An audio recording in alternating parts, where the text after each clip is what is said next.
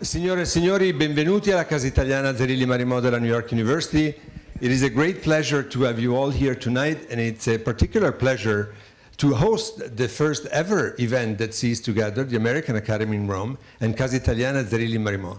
The American Academy turned 120. We just turned 23, but it was about time that we did something officially together. And I would like to express my gratitude to the president of the American Academy, Mark Robbins, and to the director, Christopher Celenza, a good friend and almost schoolmate. We shared the semester in Florence as graduate students, and it's great to have you both here, and to have also so many members of your board that are here for their annual meeting that accepted our invitation.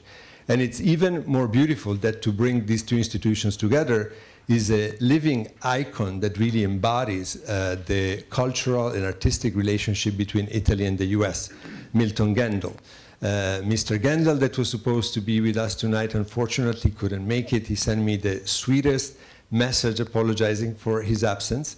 Mr. Gendel is an American, a New Yorker that has lived in Rome since the 50s, and really has given a new impulse to photography, but also to a variety of other things. He was instrumental in making known in this country the most prominent contemporary Italian artists. So he really acted as an ambassador in both directions for Italian culture in the US and for American culture in Italy. So to pay homage to him is also to pay homage to our own mission, both of the Casa and of the American Academy. And without further ado, I would like to thank Peter Miller and Barbara Drudi, who are the curators of the exhibit, and they're going to be here also for the panel. And I would like to thank Mr. Gendel's daughter, Anna, for being here with us tonight.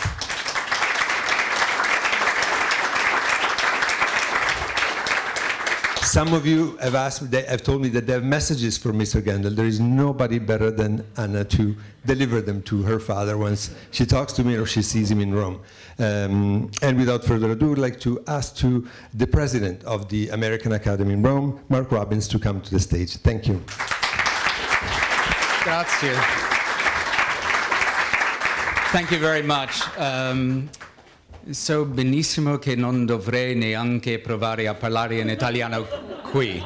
So I'm not going to, because that took all of the effort I could put together. Thank you so much. This is really a wonderful collaboration, and we were just talking earlier.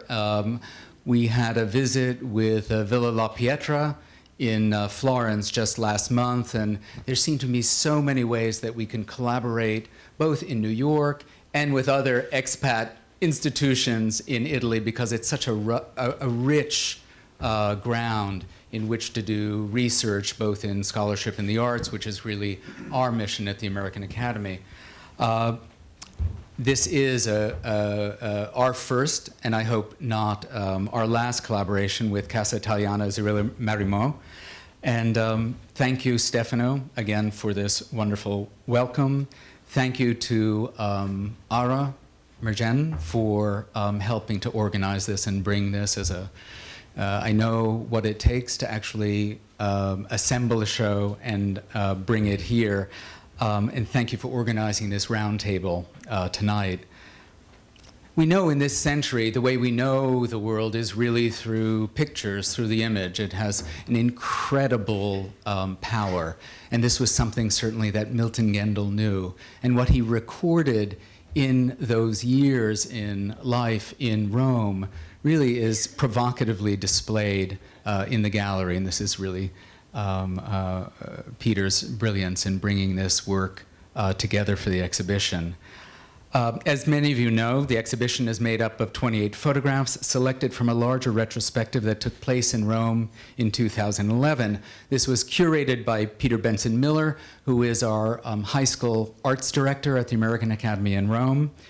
and Barbara Drudi. The retrospective was also a collaboration between the Academy and the City of Rome and was held in 2 venues, the Museo Carlo Bellotti at the Villa Borghese and at the American Academy in Rome.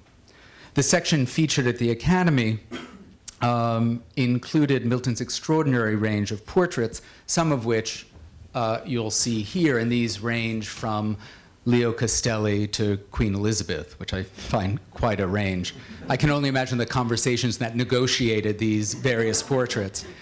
Now 95, Milton has lived in Rome since 1949, and he's long had both an official and unofficial relationship with the American Academy. In 1981, he wrote an essay in the catalog accompanying the show of photographs by Georgina Masson, who left her archives to the Academy.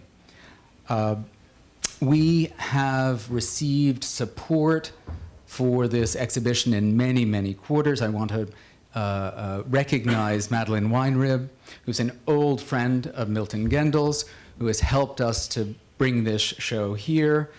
I'd also like to recognize the support of Melos International, and to make a special point of recognizing Mirella Hajjaj. Where is Mirella? Can I see her? Oh, okay. Well, Mirella will be here soon, and she's been such a good friend of the American Academy, and is a great supporter of Peter Benson Miller, and was a wonderful host to the exhibition when it first appeared in Rome. So I am, without any more ado, going to turn this over to people who know far more about this topic. And Ara, I'd like to turn the microphone to you. Thank you.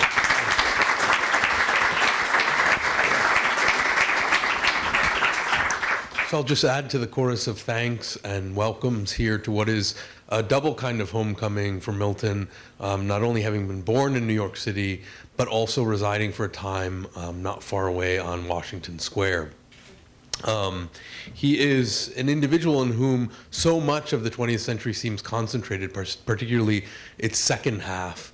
From having served as an assistant to the illustrious Meyer Shapiro here closer to home, famous noted art historian up at Columbia, to serving in World War II, to providing salon space to exiled Europeans during the war, André Breton, Anaïs Nin, and others, to serving as nothing short of a kind of cultural liaison between the United States and Italy in the post-war period.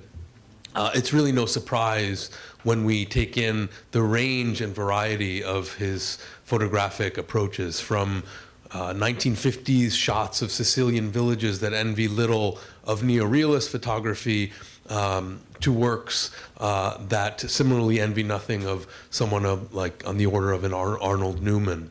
And so the word photographer in the case of Milton Gendel really belies a range of activity that no one word could encompass. And someone who has really helped in bringing alive that range, not only in this particular exhibition, but in a range of events over the past few years, and a chum of Milton's himself who's really opened up his work to the world, is Peter Miller, who I'd like to call up now.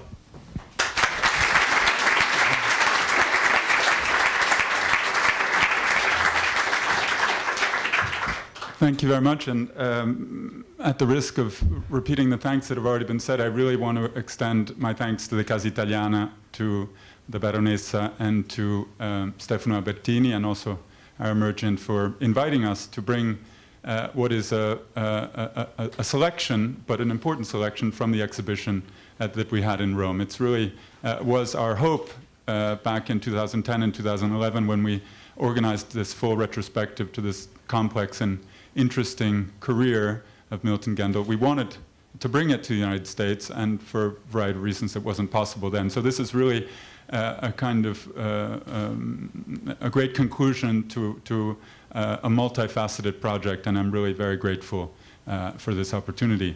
And I also want to acknowledge the hard work and scholarship of my co-curator, Barbara Drudi, who will be joining us up here in a second, who's actually writing her dissertation about Milton Gendel and the variety of connections between his career, his photographs, his scholarship, and the international community of artists that worked in Rome, passed through Rome, and as we'll see both in the exhibition and this smattering of images I'm going to show you just as a kind of biographical sketch so you can get your bearings, was a very rich kind of series of networks. Now, Milton Gendel has an archive of photographs that is over 70,000 it's kept in the Palazzo Primoli in Rome. He was, maybe if we can turn down the lights a little on the stage.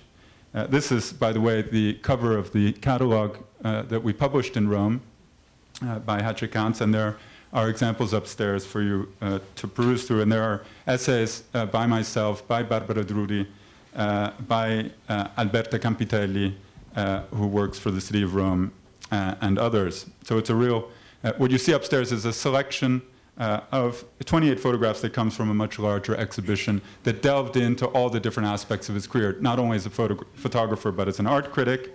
Here we see him in Alberto Burri's studio in Via Aurora in Rome in 1954, and he was in the process of writing what is still considered one of the most important articles in English, actually in any language, about Burri's sack paintings. It was part of a series launched by Tom Hess, the editor of Art News, called X, that is name of painter, paints or makes a picture. So it was an attempt to explain from the artist's perspective the process of the evolution of a work of abstract art, which at the time was held to be suspect by some people. And Milton, as Art News' correspondent in Rome, beginning in 1954, was given these assignments. He went on to write also about other Italian artists, including Toti Scialoia and others. Here we see that article, which in fact you can see how the images actually led readers through the process of Burri making the picture. Here we have Milton Gendel and his wife, second wife, Judy Montague, in their apartment on the Isola Tiberina, which, it's not overstating it to say, was pretty much the hippest place in Rome for an international crowd in the 1950s and 1960s. It was the mezzanine of the Palazzo Pierloni Caetani on the Isola Tiberina, and here you see them actually sitting in front of a painting by Toti Scialoia in that space.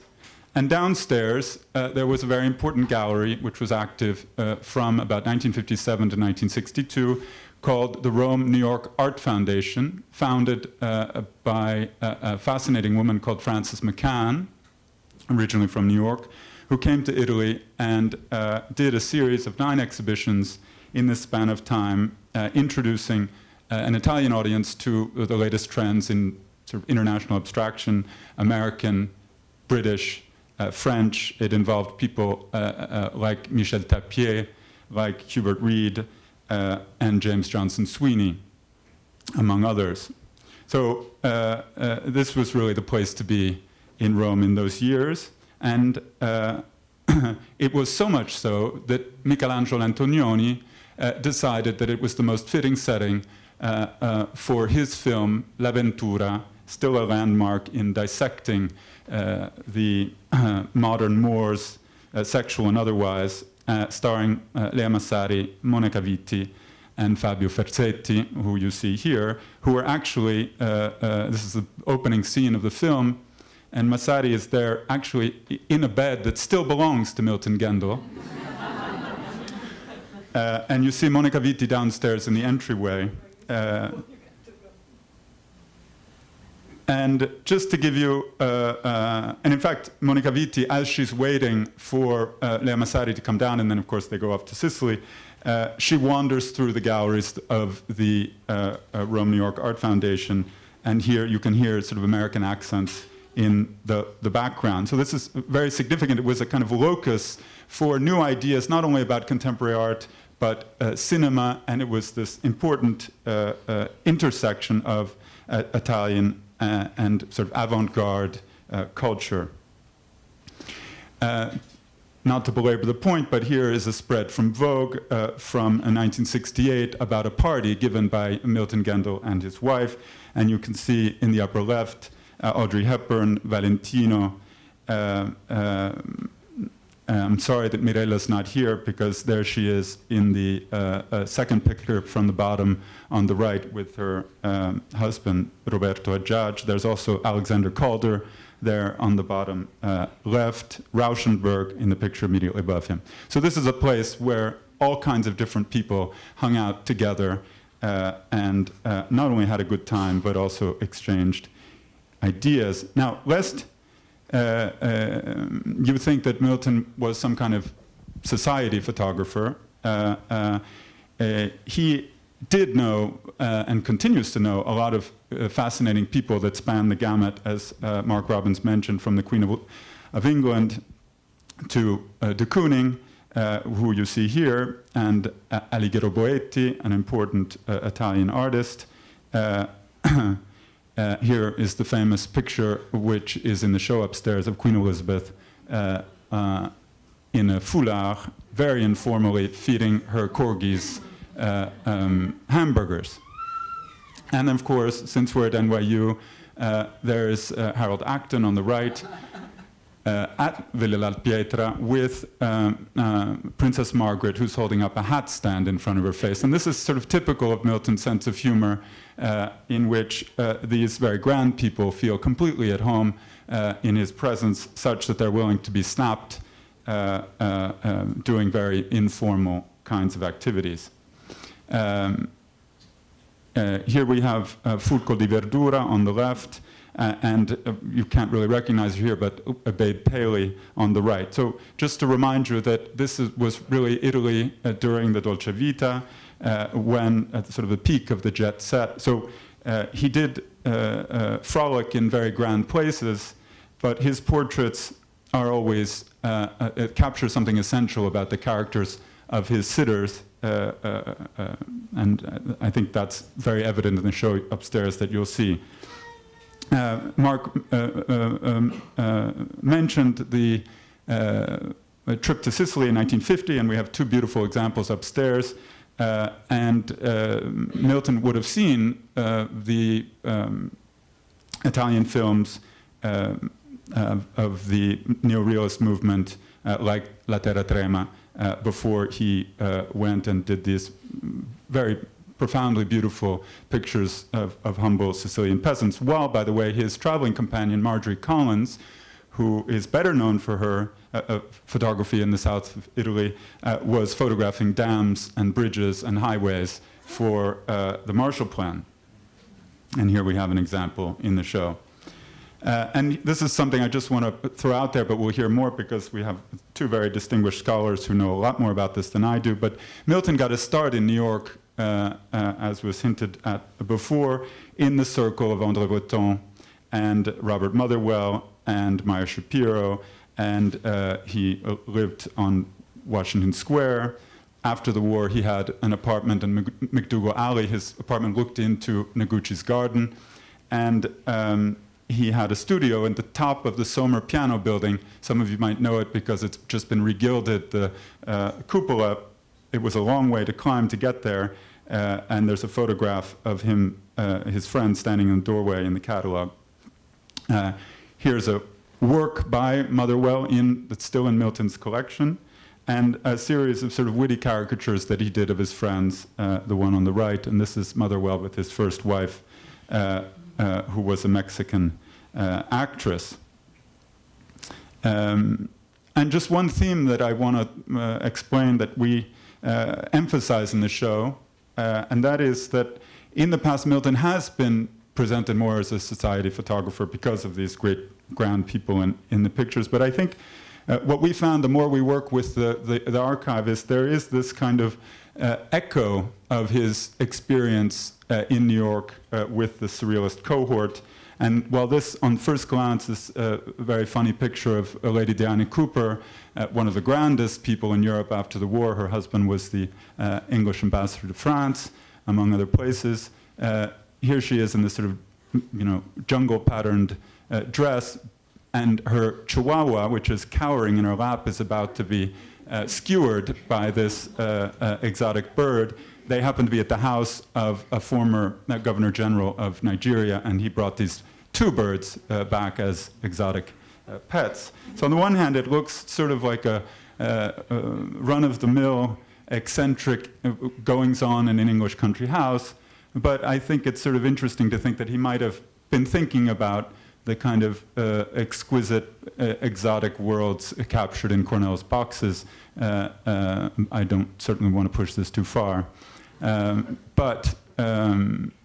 then his pictures also have a kind of melancholy cast to them. Some of them are very funny, other of them are profoundly sad. This is Judy Montague in the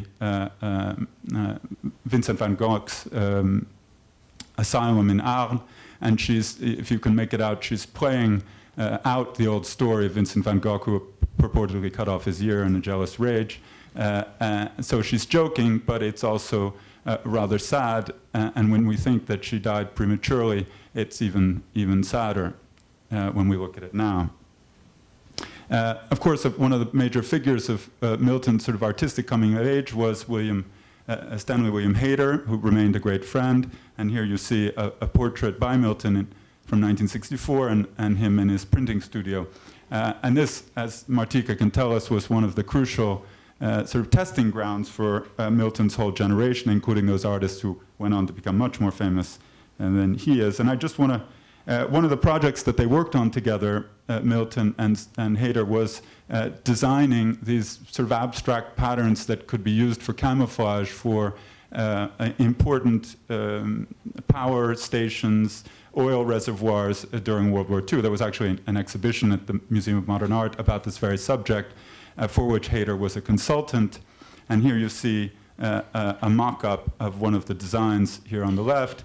And so it's sort of interesting that one of the first pictures that he takes when he gets to Rome features so prominently a kind of distended shadow, which reminds us of that work, except transposed against one of the major destinations of the Grand Tour, this case the Via Appia. But it also reminds us of other work by other artists, Cartier-Bresson later on, who like to play with his shadow, and the idea of a back view superimposed on a landscape.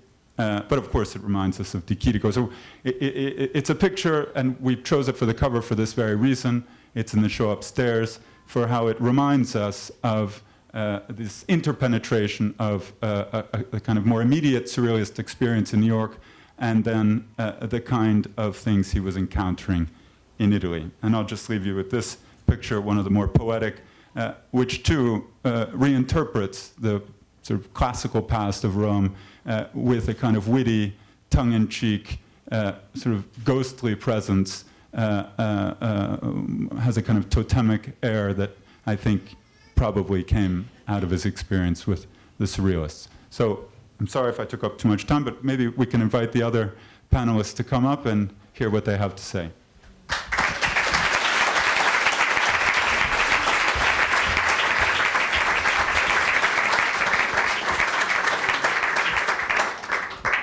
I think, Ara, maybe I'll pass the microphone to you so you can introduce our two distinguished speakers. Barbara, vuoi venire qua? So we're thrilled to have among us two very distinguished art historians and critics. Irving Sandler, who holds his doctorate from our illustrious institution, in addition to being one of the most widely recognized and influential scholars and chroniclers of the New York School post-war abstract expressionist generation, and Martica Sawin, Professor Martica Sawin, author of an incisive and widely cited study of the Surrealists in exile. So two scholars and individuals who are perhaps better than any other, is poised to tell us a lot about the context of both Milton's work, its origins, and its reception.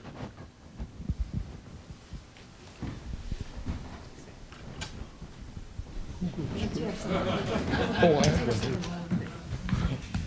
Well, I do have something written. I wrote it in order to be concise. It's about 4.5 minutes. But when Milton moved to Rome in 1949, he wrote a Rome letter for Art News, keeping us in the United States informed about Italian art. I recall vividly Milton's article on Alberto Burri. He introduced this astonishing Italian artist to us. Moreover, Milton's apartment in Rome became a meeting place for American artists and art professionals. He did not lose his American friends when he moved to Rome, but entertained them and introduced them to the Italian art world. One of the highlights of my visit to Rome was drinks at Milton's apartment in the ancient Palazzo Pierleoni Caetani on the Isola Tiberina. Milton had indeed become a Roman, but he also remained a New Yorker. I recently read the book, I guess it's the catalog upstairs, titled Milton Gendel, A Surreal Life, and I read it with great interest because it's a wonderful book. But it occurred to me that Milton can be viewed in two ways, both of them equally interesting, actually more ways when we consider the photos he took of artists and the photos he took of celebrities and figures of fashion. But from my point of view, he can be viewed from a European point of view, as the book upstairs does, or from an American point of view. And as I said, the book is an excellent treatment of Milton from a European point of view. Even the title calls attention to the society of European Surrealist emigres who escaped from Nazi-occupied Paris during World War II and congregated in the gallery of Peggy Guggenheim. These emigres, who became Milton's friends, introduced the latest Parisian avant-garde of the early 1940s to New York artists, and I want to stress the importance of their existence here in New York.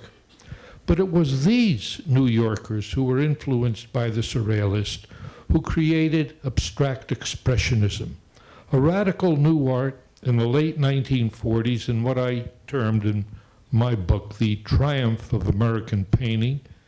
New York replaced Paris as the center of the international avant-garde. Robert Motherwell, and you saw some few photos of him on the screen, Milton's fellow student at Columbia, was instrumental in introducing Milton and his fellow New Yorkers to the European Surrealists. But Motherwell was also central to the abstract expressionists, and I assume that he introduced Milton to Jackson Pollock, Willem de Kooning, and we saw de Kooning in Elaine's picture on the screen, Mark Rothko, Barnett Newman, and Philip Guston, among others.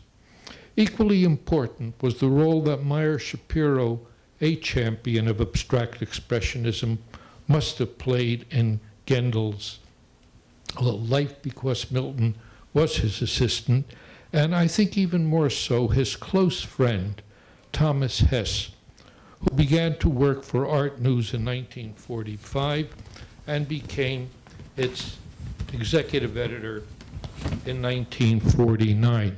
I stress the role of Hess because he was the most influential art professional of my life, and I learned a great deal about Milton from him, and it was sort of through Tom that artists were filtered into the home and studio of Milton Gendel. And remember that Hess was the leading champion of the new American painting.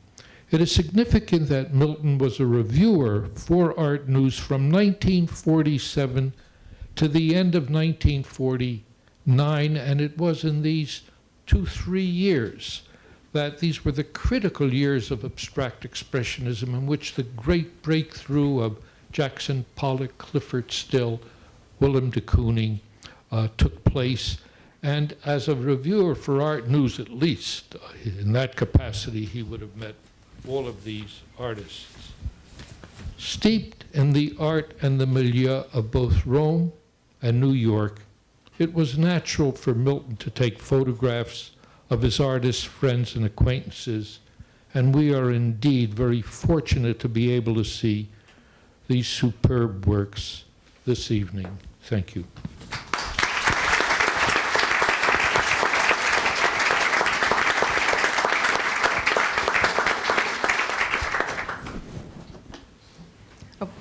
When Ara asked me if I would participate in this discussion, I said, really, I did not know Milton and had maybe one exchange of letters. I think it was probably on the subject of Hater, and that was all.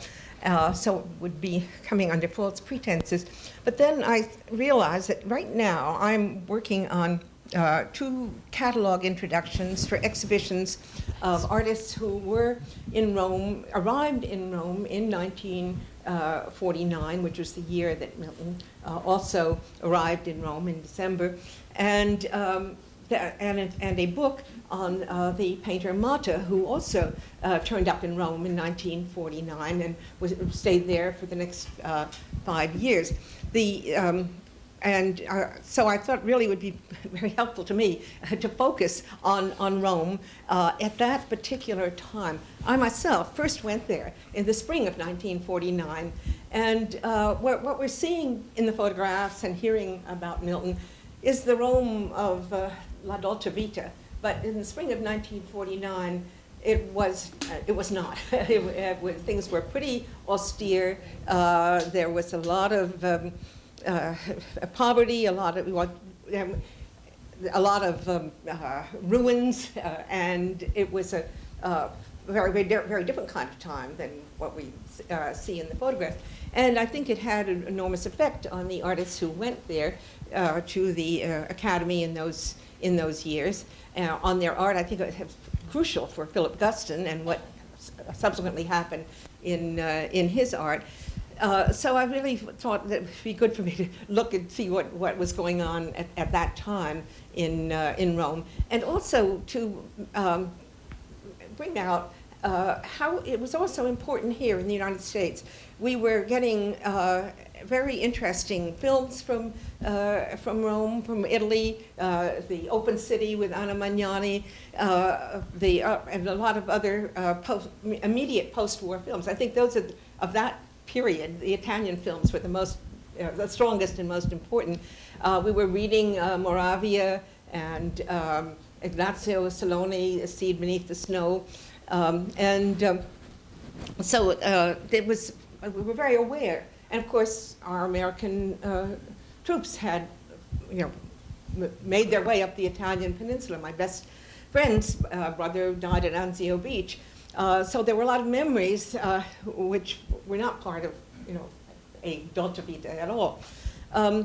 So anyway, I was also interested to find out more about Milton, and especially his relationship with Meyer Shapiro, because, as you know, Milton and Motherwell were both in the class of Meyer's at Columbia, and Motherwell had come to do graduate work in art history with Shapiro, but he was also interested in painting. He brought some works to show Meyer, and Meyer said it would really be good for him to work in an artist's studio and learn the procedures a little bit and what it was like to be in an artist's studio. And he sent him to Kurt Seligman, who was the first of the Surrealist emigres to arrive here 10 days after the Germans invaded Poland. And and he had met, actually, Seligman had met Shapiro on the ship coming over. Meyer thought that maybe the Seligmans could use a little financial help and that Motherwell could pay for lessons, and which is indeed what happened. So when when I spoke to Motherwell about this, he was he really didn't mention, want to talk about, he said I didn't learn anything from Seligman, but I've seen letters that he wrote to Seligman saying that he would, always grateful for what he had learned from Kurt. Without him, he would never have gotten out of his original muddle. But the more crucial thing was that it was through Kurt Seligman that Motherwell met the Surrealists. And so when Gordon Onslow Ford gave a series of lectures at the New School on Surrealism in the winter of 1941, I brought Peter a book to give to Milton, which I had transcribed Onslow Ford's lecture notes, because at those lectures there were the Surrealists who had arrived, or those who had already arrived, Tanguy, with Kay Sage, who he would subsequently marry, Seligman, Motherwell, others of the Surrealist group, Mata, and then there were some of the Americans that they had met. Gordon says that Pollock was there, but he said somebody told him Pollock was there. I'm not sure, but Basiotti was. Jimmy Ernst was in the audience. I guess I said Mata, and after the talks, there were 4 lectures on Surrealism, and this is to an American audience who really hadn't had that much exposure to Surrealism. There was one gallery in New York that showed Surrealist work, and there'd been that one show at the Museum of Modern Art, but to have the live Surrealists there was a different matter. But after the talk, some of them would gather at a little tea room on McDougal Street, and called the Jumble Shop, which the emigres would call Le Jumble, and they would have discussions after. I think Jimmy Ernst actually recorded some of them, or wrote about them in his autobiography. So the Surrealists who arrived gravitated to this part of town. Breton was on 11th Street, and Noguchi eventually in McDougal Alley. Motherwell had a studio. I guess Noguchi was in Washington. Anyway, they were all around. Many of the artists were on 14th Street, around and then around the periphery of Union Square. So there was a whole intermingling, and they got together at things like the Gordon's lectures and a few loft parties. There was a man named Francis, a photographer named Francis Lee, who had gave a kind of free run of his loft. And then what might have also impressed Milton was the exhibitions which took place before he left, before he went in the army. The first papers of Surrealism. This was supposed to be in November of '42, which was held in the Reed Mansion on Madison Avenue, but to camouflage the ornate moldings of the mansion, the exhibition in which Duchamp had everybody string 5 miles of twine around the exhibition. And then right after that, Peggy Guggenheim opened her gallery on 57th Street, and which was, again, a meeting place for the Surrealists and the young American artists, and especially after Max Ernst, who Peggy had brought to this country, and she was living with him, and then briefly they were married, but Max Ernst went off with Dorothea Panning, and so Peggy began to show more of the American artists and develop more of an American milieu. She gave Pollock his first show, Motherwell, Basiotti's, Clifford Still, Rothko, all. So this is something of the milieu. I wanted just to go back for one moment to Meyer Shapiro, because the other part of that is that Meyer Shapiro, Kurt Seligman and his wife had bought a farm up in a little hamlet called Sugarloaf, New York, in Orange County. They went there because Meyer's wife's brother was a doctor who had met the Seligmans, and he had a place up there, and the Seligmans bought their little farm, so Kurt Seligman died there on New Year's Day of 1962, and his widow stayed there as a complete recluse. she was a very tiny little woman who had, she actually was a Wildenstein. Her mother was a Wildenstein, but she lived very frugally indeed. Anyway, Meyer was concerned about Seligman's collection of rare books on magic. He had an extraordinary collection, which he continued to acquire when he was here during the war years and later. And so Meyer asked me if I would go up and see what had happened to this collection of books. This is 1980, long after. So I think Arlette didn't ever want anybody to, Arlette Seligman, to come there. But Meyer called her and said that I would be coming, and so that was fine. And in fact, we ended up getting along very well, and I subsequently made many visits to Arlette Seligman. But what happened, it was of significance to me, was that there was a barn there with an underneath of the barn, and Seligman had this very good etching press there, and it was down in the barn. And Meyer kept saying that the artists had made plates there, which they did for the publication VVV. And he said that a cyclone had blown down the barn, but all these etching plates would be buried there. So I was sort of poking around, and there I came upon cartons, probably 3. Kind of soggy, damp cartons, because it had a dirt floor in this under part of the barn. And they're full of papers. And so I said to Arlette, what are you going to do about this? And she said, take them away. So I did. And as I brought them back to New York, and as I pulled these mouse-eaten, mildewed papers out, there were letters from André Breton, there were slips of paper in which Seligman had recorded the dates that he gave lessons to Motherwell.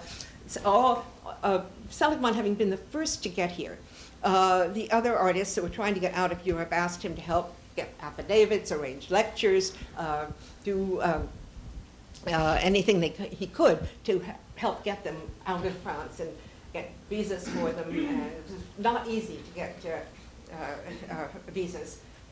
The State Department was very, it had been, the matter of immigration had been under the Department of Labor, and that was quite good because the Secretary of Labor, Frances Perkins, only woman in Roosevelt's cabinet, daughter was married to a young artist named David Hare, who was at that time a photographer. He later became a sculptor, and he also did some surrealist photography. So Susanna, subsequently Susanna Calgashaw, was able to get her mother to expedite visas for some of the artists who wanted to get out of Europe. This whole thing is a matter of many connections and networks and coincidence. So I'm telling you about these things, not necessarily because they are totally relevant, but this is the group that impressed Milton when he was here as a young man, and whose the memory of it, I think, carried with him. It was an amazing time of this cultural exchange. So,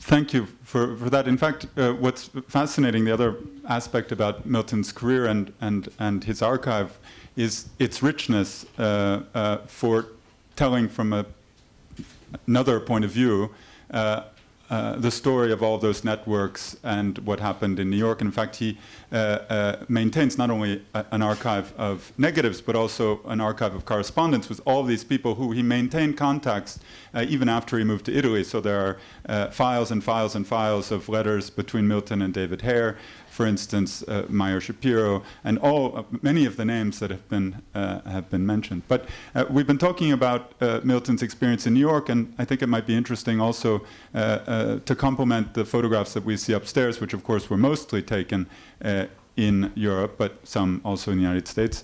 And Barbara Drudi has been working for the past 2 years in this archive, and perhaps knows the sort of complex network of contacts between Milton and all of these artists, American and European. So maybe Barbara could share some of that with us. Sure.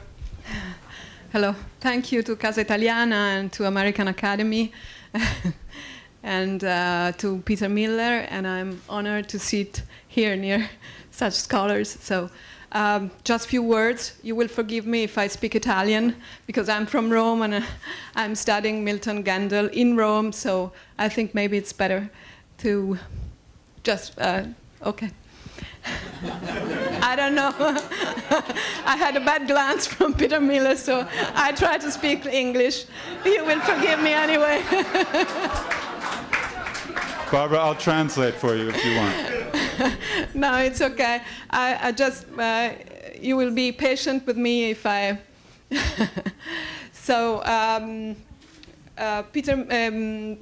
Milton Gendel, for me it's really difficult to speak and to be synthetic about Milton, because I'm studying his work and his photographs and all his letters since 3 years, so I try to do it.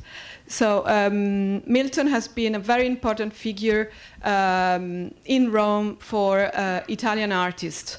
Not just because he was an American, but because he had relations with all Italian artists, mainly with Burri, which we heard about his article, and Toti Scialoia, who had a show here in Casa Italiana last year. So it's also a good opportunity to have two exhibitions about artists who knew each other.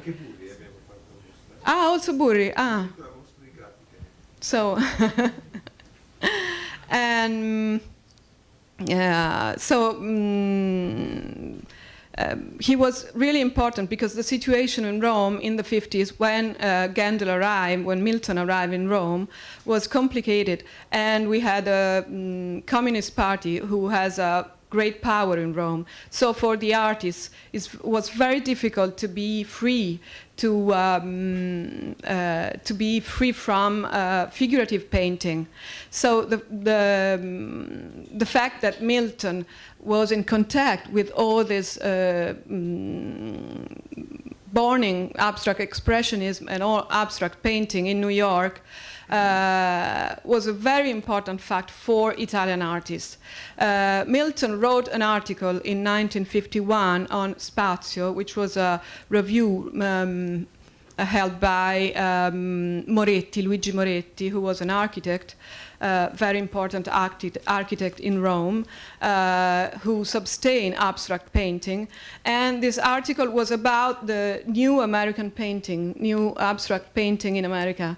And it was like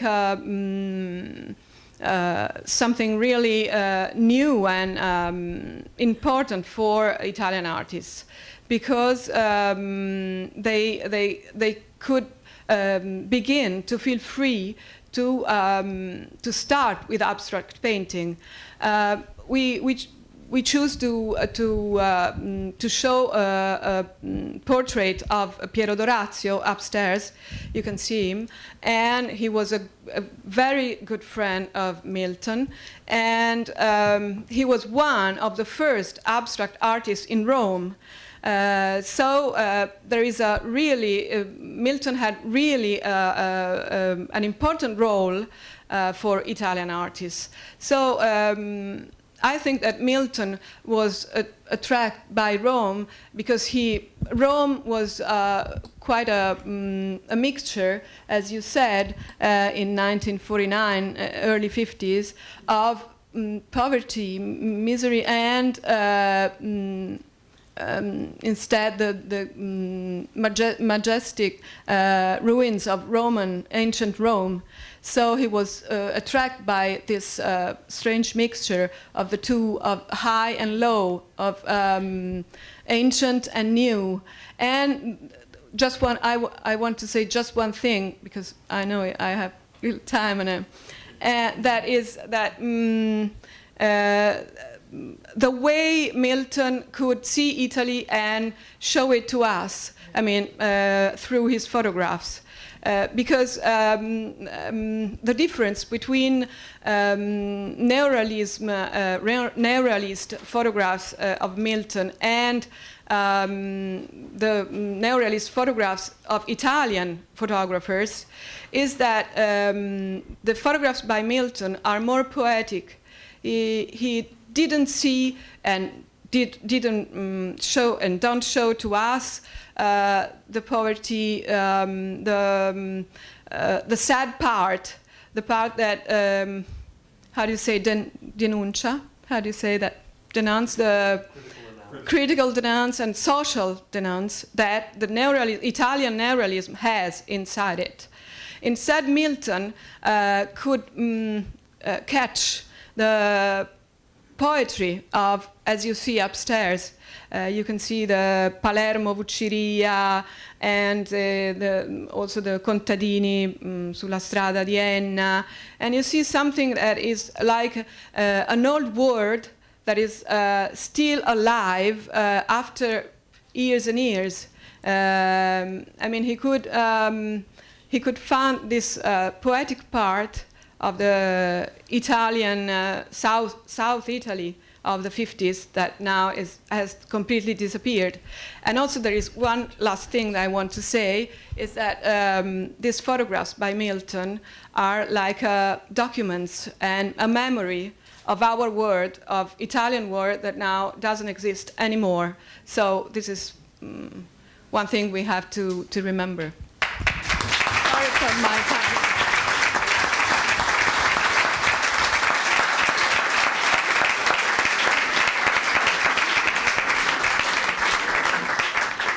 Thank you, Barbara. With that, we'd like to open it up to questions from the floor. Should we use the portable mic? Or, yeah.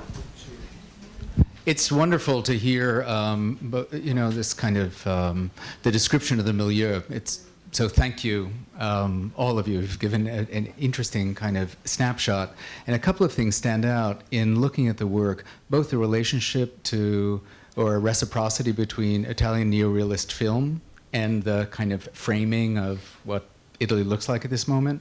And there are a number of photographers in the post-war period who are influenced by that, and I think influential of moving images. So I think about photographers like Shim, who leave Paris. Is thought about as a kind of war photographer. He's known for the work in the Spanish Civil War, but then settles in Rome after the war and takes also remarkable shots of a vernacular life. He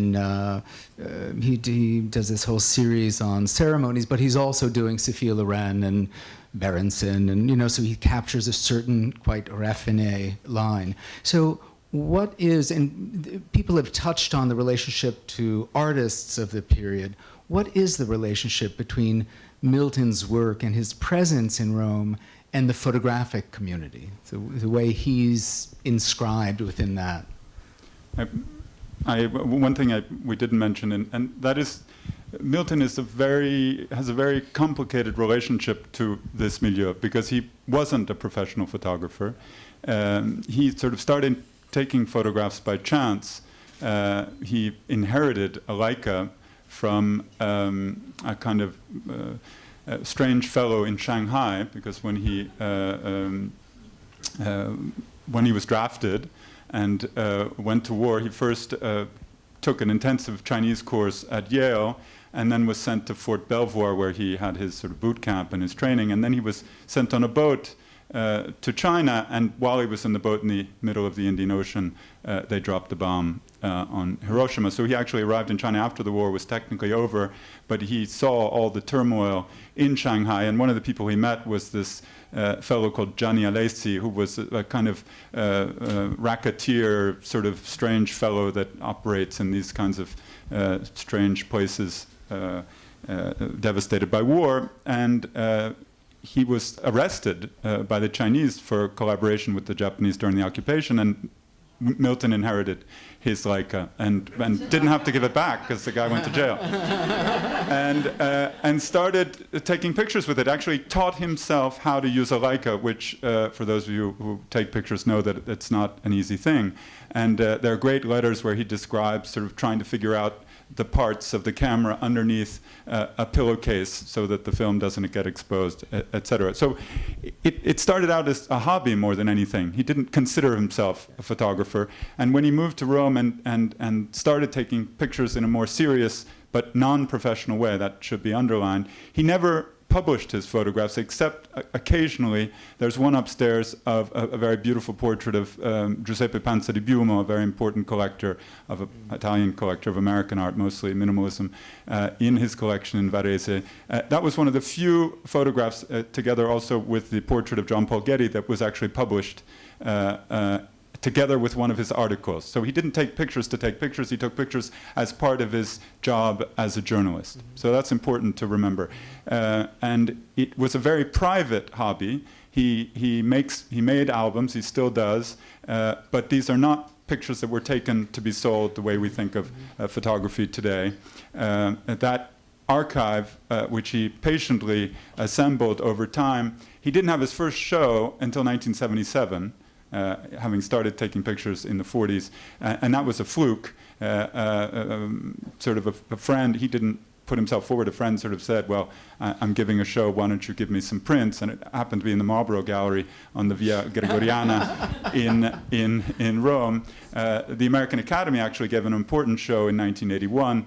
So it was sort of an accidental series of accidents that brought him to that. So he didn't see himself as part of a milieu of other photographers. That is not to say that he didn't absorb lots of things. He's expressed admiration for lots of photographers, Quatre-Bosson. But these are sort of things. Milton is not the kind of person who puts himself forward. You know, if somebody suggests something, he'll say, yeah, I guess. You know, we try and tease these things out of him, but he's fairly reticent. Oh, it's interesting because, you know, Vishniak is also doesn't start out as a professional photographer, and then, so the reconsideration of people who don't consider themselves photographers, who in fact make artifacts that then get analyzed alongside sort of other photographic work, is an interesting thing. So I'm wondering if there is a kind of broader reconsideration of this work qua photography, given its kind of the dense influence of artistic practices. There's one other thing that I had wanted to say that impressed me enormously was, and I went to look up some of his letters from Rome written in the 50s, how erudite he was, what a really well-trained art historian he was. He knew his classical antiquity backwards and forwards. He could comment on debates about whether this really was a Giorgione or not. He wrote from knowledge and a real depth of knowledge. There wasn't anything superficial about what he was doing. We have time for another couple of questions. Yes.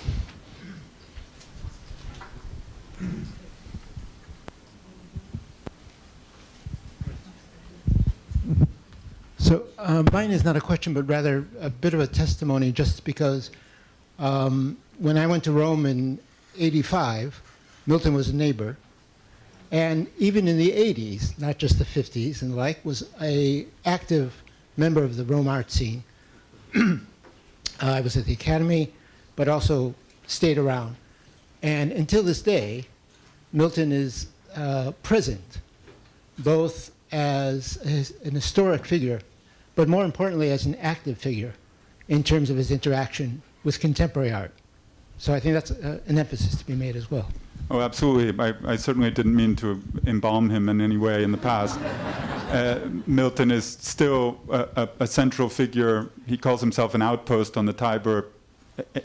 Lots of people from all walks of life call him up when they come. You're always going to find interesting people having a drink at his apartment. so certainly, and that's testified to some of the photographs we selected upstairs. There's a great portrait of Enzo Cucchi and Alighiero Boetti. So he was present and still is in contemporary art circles in Rome. And that's a good point. Thank you. I should mention. Oh. Go on. Professor, please. Go ahead. No, I simply wanted to say that I should mention that on my visit, I was with Nina Castelli-Sundell and her husband. So it was really a very warm reunion of Leo Castelli's daughter, Leo Castelli's portrait of daughter with Milton Gendel. I'm sorry. I would like to close this fascinating symposium by asking Anna Gendel to tell us about a great project to which Milton has devoted at least 40 years of his life in Rome, that is il Museo dell'Isola Tiberina. Thank you very much indeed for raising this. Right.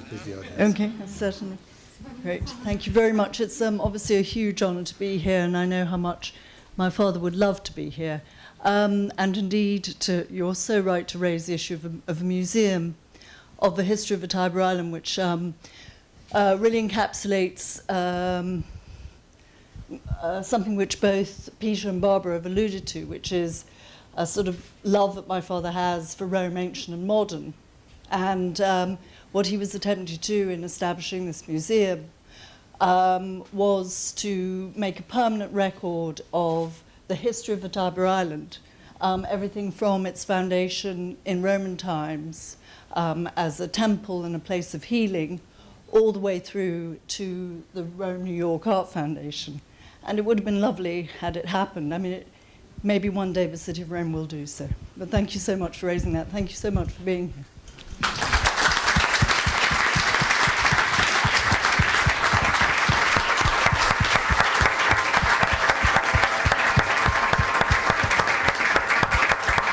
I just want to add to that. It's actually a chapter in the book upstairs, and it was told, this fascinating story of not only the history of the Tiber Island, but Milton's heroic efforts to try and bring to realization this museum, which would have been quite revolutionary at the time, telling the history of not only the island and its architecture, but also the people who passed through it, including, among others, Margaret Fuller, who worked in the hospital during the revolutions of 1848.